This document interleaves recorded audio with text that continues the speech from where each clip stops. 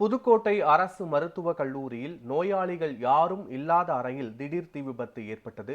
இது தொடர்பான முழுமையான விவரங்களோடு எமது செய்தியாளர் ராஜ்குமார் இணைந்திருக்கிறார். ராஜ்குமார், இந்த விபத்திற்கான காரணம் என்ன என்பது தெரிய வந்திருக்கிறதா? தீயானது அணைக்கப்பட்டுவிட்டதா? கள நிலவரங்கள் என்ன?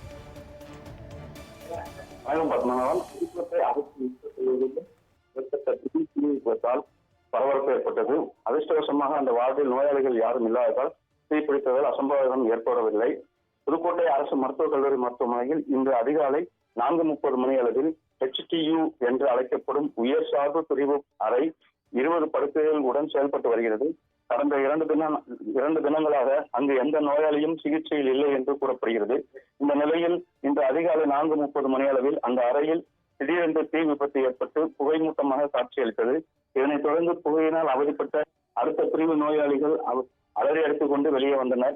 இதனைத் தொடர்ந்து தீயணைப்பு வீரர்கள் விரைந்து வந்து அறையில் தீ பரவாமல் மேலும் புகைமூட்டத்தையும் கட்டுப்படுத்தினர். நோயாளிகள் யாரும் இல்லாததால் அந்த அறையில் எந்தவித அசம்பாவமும் தவிர்க்கப்பட்டது.